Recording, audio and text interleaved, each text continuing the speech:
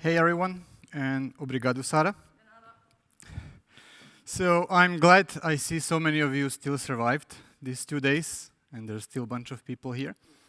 I'm very honored to share this stage with so many smart people these days, and to see so many great ideas on this stage. And if you share the same with me, I would like you, after my talk, to give another applause for all the speakers that were on the stage, so that even if you don't like my talk, there will still be some sort of applause afterwards. So I thought this picture was fitting for the conference.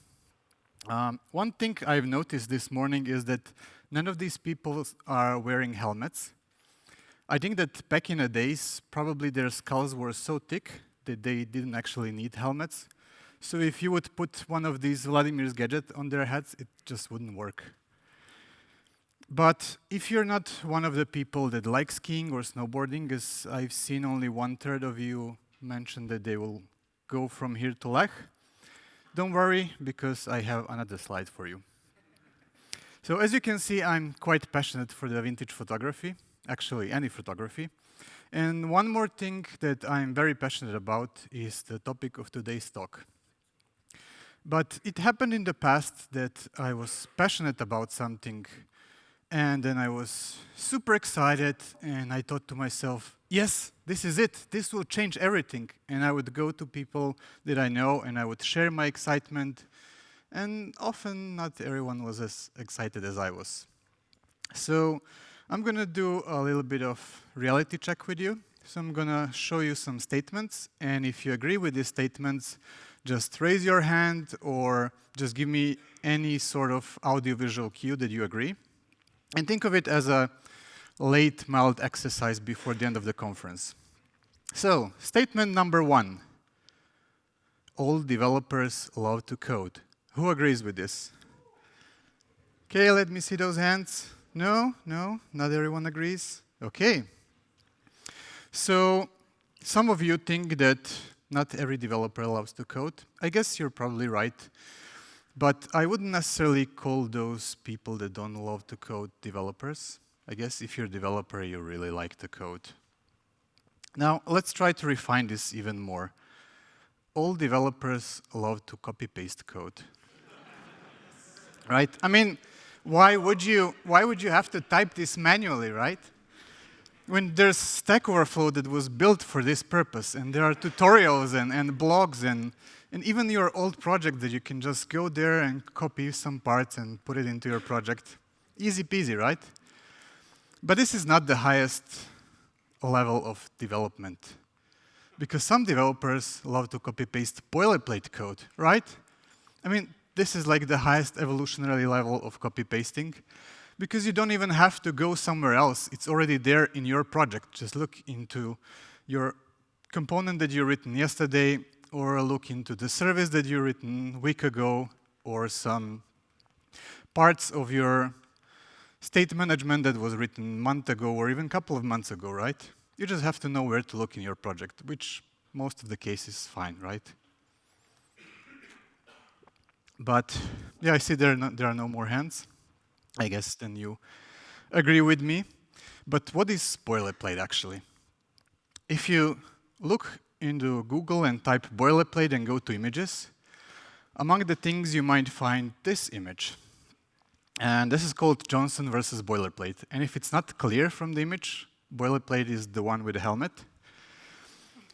But if you would like to see some meaningful information, it's probably better to go to Wikipedia, where you would find definition like this. With boilerplate code are sections of code that have to be included all over the application with little or no alteration.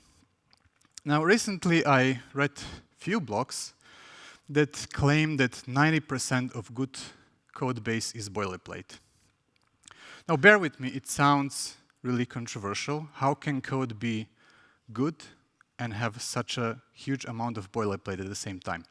But if you think about it, good boilerplate has one characteristic, and that's common architecture all across. So that means that your all components were probably built in the same way. Your state management was probably built in the same way. You use services for fetching external data through HTTP, probably same way. And this is what's causing the boilerplate. Now, this number probably is more fitting to some Java backends, not necessarily frontend, but it's still a high number for frontends as well. But before I go deep into boilerplate and what we can do about it, let me just briefly introduce myself. My name is Miroslav Jonaš, not Miroslav Jonaš. That's why my handle has this double E, so that people would know how to pronounce it. I work in Vienna for a company called 5G Systems. It's a company that's building gaming solutions for our clients. I'm also co-organizer of Vienna JS Meetup and co-organizer of Angular Vienna Meetup and co-founder of Angular Austria Association.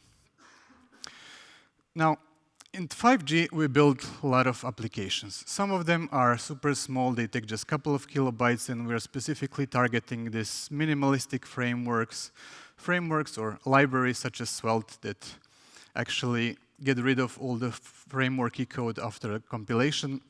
But we also have this typical big kind of admin portal enterprise applications. And one thing that's common for these applications is that we usually build them in the same framework, and we use the same design principles. So what happens is that when we need to build a new feature, we'll probably copy-paste a bunch of stuff from the previous features. And not only that, whenever we find some new way of how to improve our code, we usually first apply it to one component or one service or one small chunk. Then when we see that it's working, we apply it across the project, and then copy-paste the same thing to another project that we have. So there's a lot of code duplication going on. Now, since we wanted to have our application somehow more readable and be able to follow the changes, we introduced state management, as probably you have as well. And state management showed us that boilerplate that we thought was horrible yesterday was nothing but a child's play today. Because state management brings boilerplate to a whole new level. But state management is not that bad, of course. It helped us to follow the changes through the system. Whenever something broke, we could easily just see the chain of actions that happened and how they were changing the state so that we can reproduce this problem. And also, it helped us to better organize our application. Now, this, for the record, is not the typical website that we build in our company, but I thought it was simple enough to show how our code functions.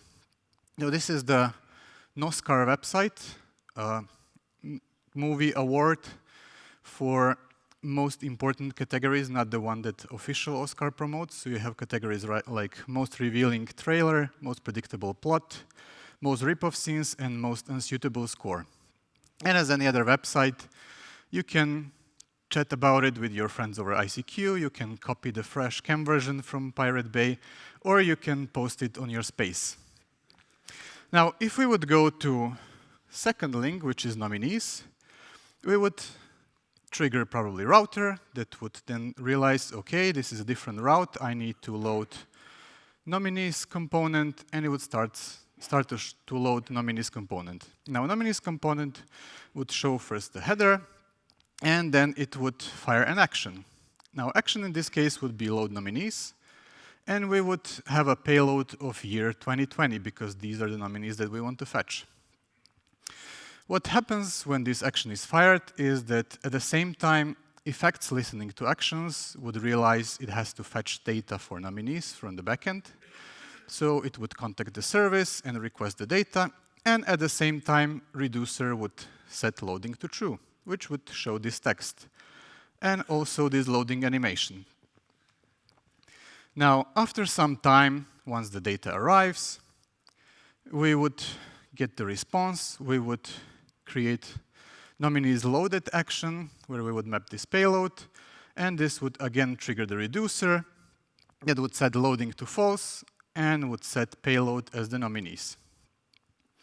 Now, this is the happy flow, which would then follow with our data coming in. And we would render this nice posters for our movies, and we would print out all our nominees. Now, as I said, this is the happy flow, if everything goes correctly. What if we would request nominees for year 2021? Of course, these nominees don't exist yet because these movies haven't been made. So we would probably get 404 error.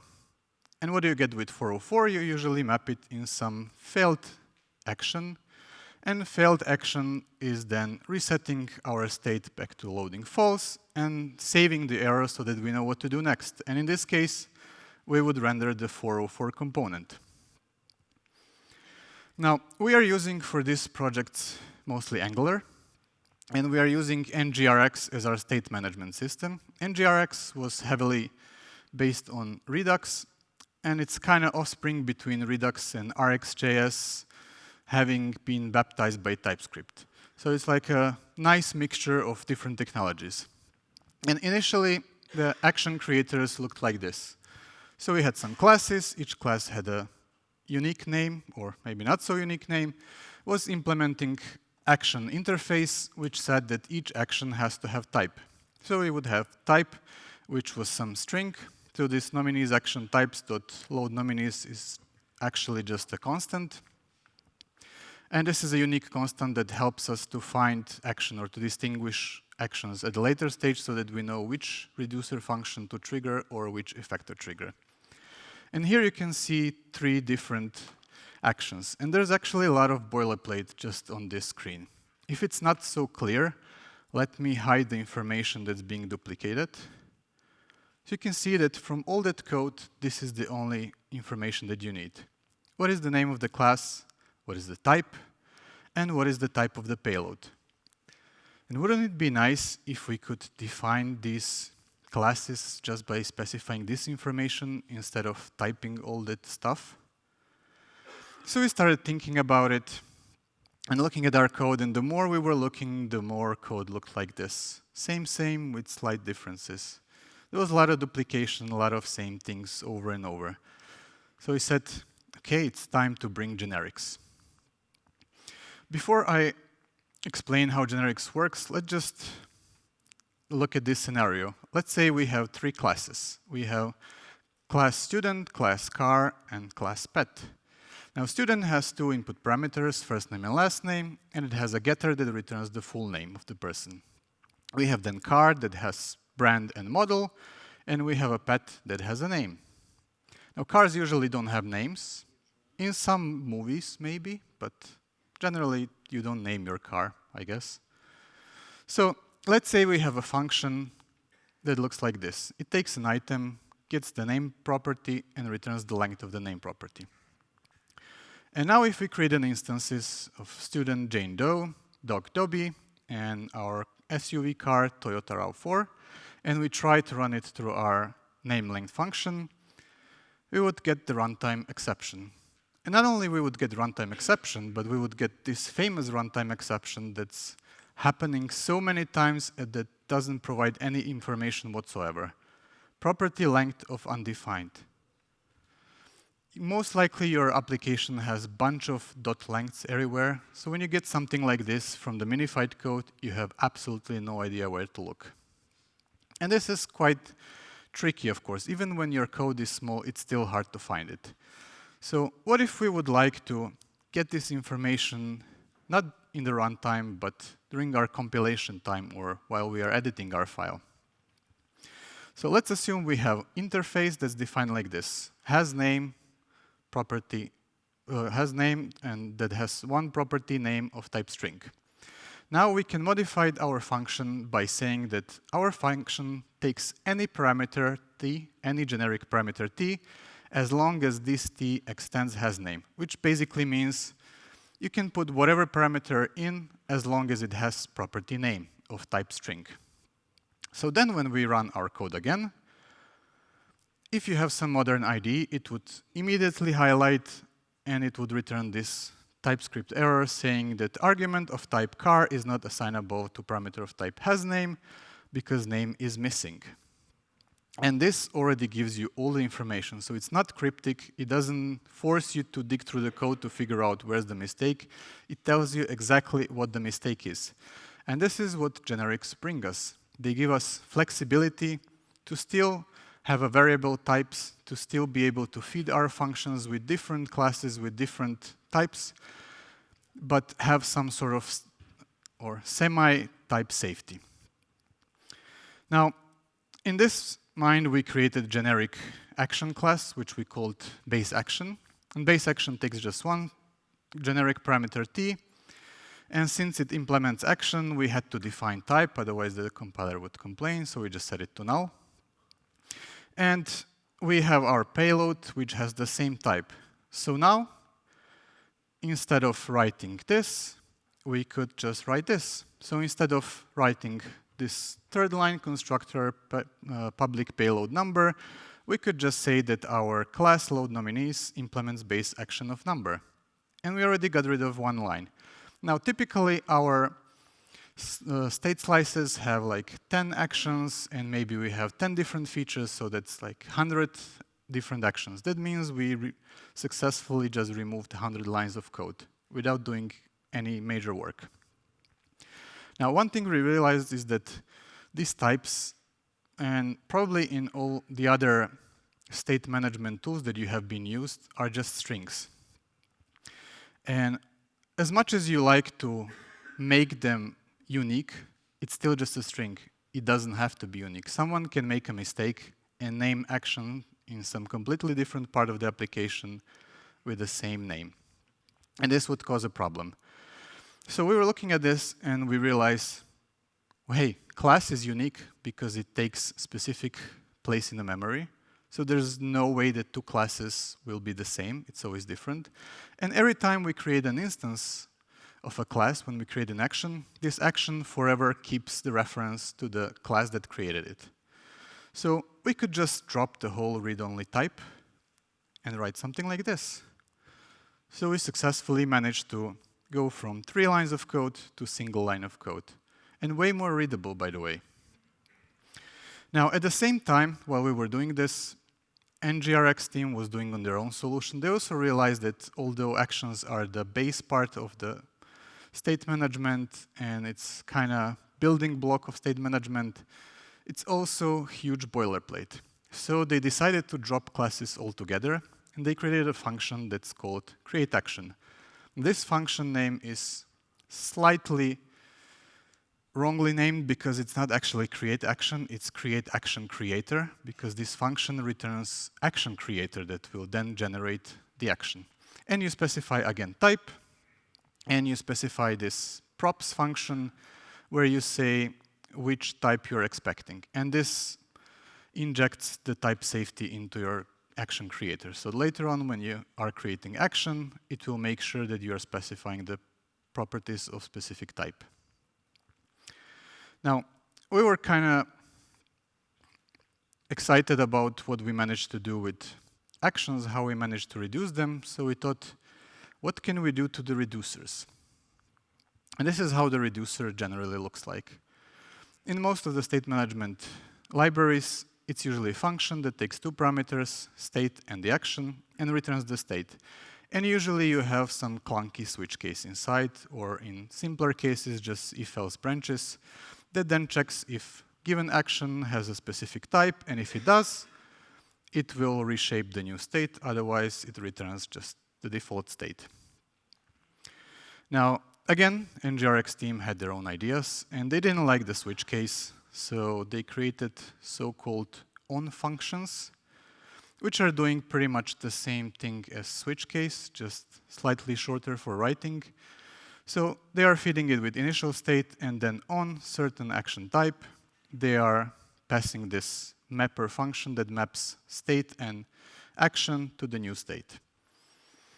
And looking at this, we realize one important thing in our applications, and that is that every time we are loading some data, every time we fire a load data action, we set the loading to loading state, and we reset the error to null. At the same time, every time there is a failure, we reset the loading, or we set the loading to failed, and we save the error. And we keep repeating this over and over in every slice. And the only thing that's slightly different from case to case are the successful ones, where we either store the data that comes, or we do sometimes a bit more complicated logic, like if we have one item and we are trying to put it in some collection, then we usually try to find which place is the best for this item in the collection, or if it's some associated list, then we probably maybe update the item in this associated list. So with a successful state, it wasn't that simple and straightforward. But for loading and for failure, it was always the same. So we thought, how can we optimize this? How can we automate this so that we don't have to write these loading branches and failed branches over and over again? And what is the information that we need for this? So in order to do this, our action needs to know, or needs to carry the information, whether it's load action, success action, or failed action. So we added something like this, action group parameter. Sorry that this looks a bit unreadable, but I tried to squeeze everything on one screen. So we had this action group parameter that, so for each creator, we either specified as a load action group, success action group, or failure, and then when we would create an action, we would again pass this parameter.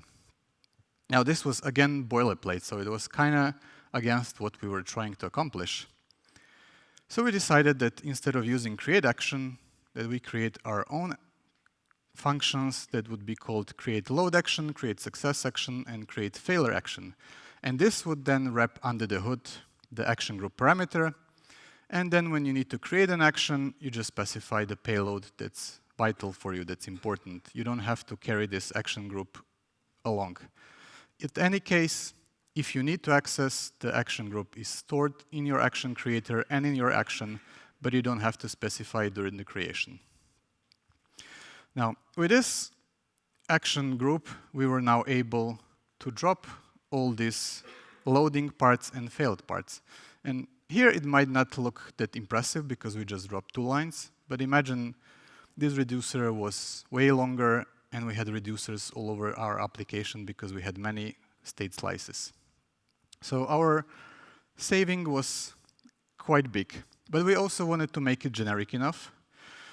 And this is how the whole code for this group reducer looks like.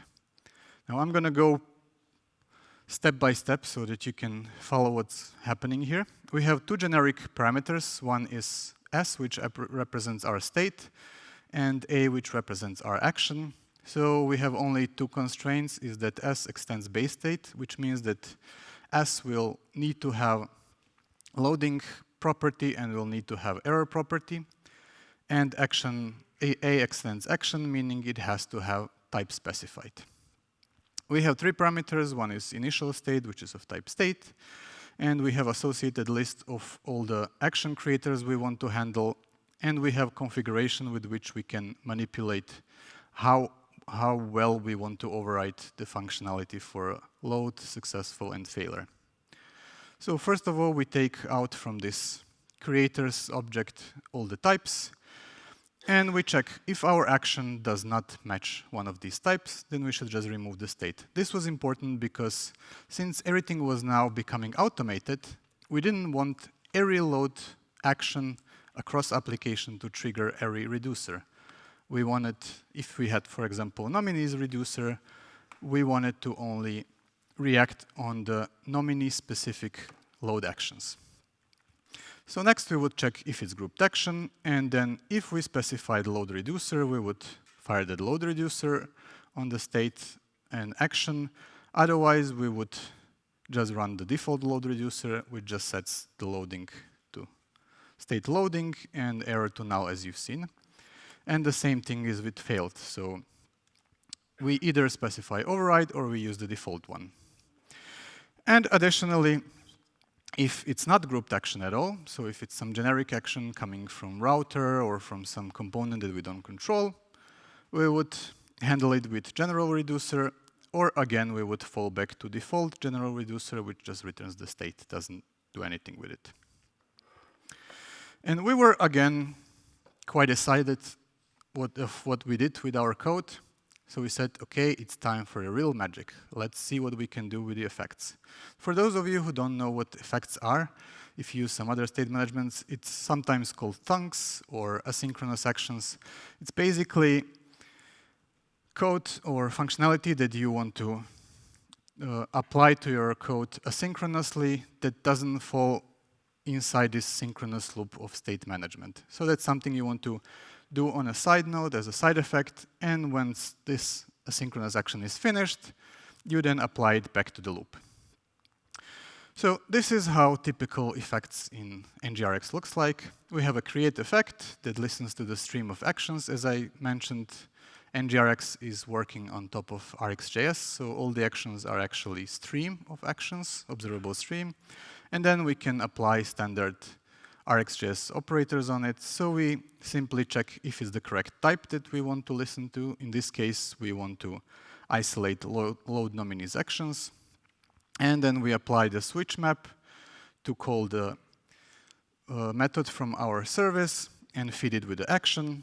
And then this method from the service will probably make HTTP call, and eventually it would return the response, which we then map to nominees loaded.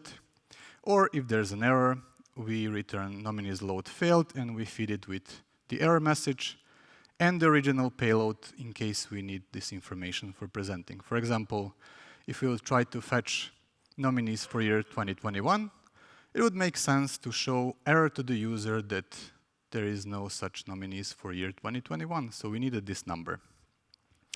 Now, if you look at this, again, every time we created these effects, we would copy-paste the code. So in this code piece, the only important parts that we need is which type do we want to listen? What method should I call? If it's successful, how should I treat the response? And if it fails, which failure action should I fire? So we figure out, okay, we need to do something about it. We would like to have a function that does something like this, create switch map effect. So it tells us that you will listen to load nominees. When you get load nominees action, you will call the get nominees using a switch map, and then you would map the nominees to nominees loaded. Otherwise, if it's failure, you will fire nominees load failed. And again, this is how it works under the hood. Again, we have two generic parameters. One is our request, which extends action. So that's some object that represents the action. And we have the response, which can be pretty much any type. Now, our allowed types are so-called type or creator. So it's either type string or it's a creator function. And we can also have array of these. So we can listen not just a single type, but a bunch of types if we want to handle different actions with the same effect. Now we have our method, which now takes these two generic parameters. So it says that first input is request type, and it returns observable of response. And then we have our inner pipe, which again takes input parameter action and returns operator function of response that maps to action. Operator function is actually a function that takes parameter of first type, which is response in this case, and returns the observable of the second type, which is action. And finally, we have our failure target, which is just an action creator. So first, we do the same thing as you saw before in the big example. So we listen to actions, we filter out specific type, we apply the switch map, we call the method with the properties, and then if it's successful, we call the inner pipe. If it's failure, we catch the error, and we throw the failure target. Now, state management wasn't the only thing that we applied generics to. Actually, our entire solution has bits and pieces with generics. So we applied it to building components, to using services. Like, for example, we only defined how our services were going to call backend once, and all the new services actually are using the generic class that handles this logic. So whenever we want to change our, for example, API to something completely different, or not use HTTP at all, but fetch from JSON files, we just have to do it in one place. We don't have to change every single service that we have. Additionally, we also have some structures with generics. I'm going to show you simplest structure that we have created. It's called pageable. One thing we realized is that, I guess you already had this problem before, that when you need to fetch data from backend and you want to show some pagination, usually in order to show properly these pagination buttons, you need to know what's the final count. Do you have 4 items? Do you have 100 items? Do you have 5,000 items or rows in a table? But usually fetching this number from database is quite expensive information. So we had one trick, is that if we needed to show just 10 rows in the table, we would request 11, and we would store just the 10, but we would store the original count. And then later on, when we needed to show or hide the button, we would simply check, okay, did we receive 11, one more than what we have? If yes, then there is next button. There should be next page. If the number was the same or less than our page size, then we would know that there are no more items and there shouldn't be next button. And this is the structure that represents this. So it takes 2 parameters. One is item that's simply an array of generic type, and we have skip, which we use to control how many items we want to skip from the beginning. And based on a skip and page limit, we can return the current page, and we can always check how many more whether we have more items or not. And this was important because after this, we started to change all our arrays that we received from the backend, wrapping in this pageable, and all our components or table components were working with these pageable collections, because we could cheaply get information whether we should show pagination or not, and at which stage we are, and we could simply just send this skip or offset to the backend, telling them how many items they need to skip and how many items we want to get. Now, generics is a very powerful concept. For those of you that haven't tried, it might sound a bit hacky, maybe geeky, but once you start using generics, it gives you a different set of goggles or glasses, and from then on, every time you look at your code and you see some code duplication and you start copy-pasting your code, you don't actually see the burden, you see a challenge, you see the opportunity of improving your code. And you start thinking, okay, how can I combine this? How can I reuse this functionality later on? And soon when you start applying generics, you start removing huge chunks of code. And what's the important thing when you start removing code? Of course, you have to escort it with proper goodbye playlist. So this is my goodbye playlist for removing code. You have some classics here, like Bocelli's Time to Say Goodbye. You have Placebo's Song to Say Goodbye. For those of you who maybe watch Dark series, German series Dark, there's this intro song by Apparat called Goodbye. And if you're interested, you can head over to this link, which will take you to my Spotify playlist, and you can listen to this playlist when you remove your own code. So here is my Twitter handle, if you want to reach out. The solution I explained with NGRX has been actually open sourced on a GitHub, and it's also deployed on NPM. So if you're using Angular, it's slightly opinionated, so you can choose if you want to use it or just steal some ideas from it. It's up to you. Again, here is the link for the playlist if you want to listen to. And one important thing to say is that once you start learning and using generics, it might not make you superhero, but at least you will look like a superhero to your colleagues. So with this, thank you for listening and have fun skiing and boarding tomorrow.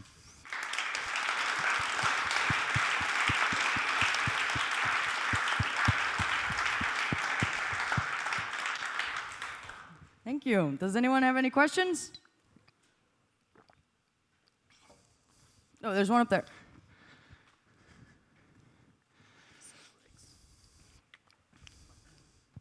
Thanks for the talk. I know you for a while now, that's why I allow myself to ask this question. But, nice start. So I know what's coming. No, but if we use generics in TypeScript, right? We solve a problem which we wouldn't have without TypeScript, right?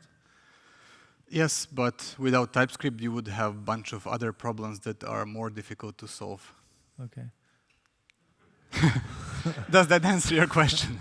Yeah, partially, yeah. But it's really like this, right? We remove type definitions, we get by TypeScript with a feature from TypeScript, right? Yeah, I guess if we didn't have TypeScript, then yeah, we would have a lot of these red errors in our console logs accidentally happening, and we wouldn't know what to do about it. We would have to call Rick to style it, but still wouldn't help us too much. Yeah, okay, thanks. Anyone else? No? Think you're free to go. Thank you. Thank you.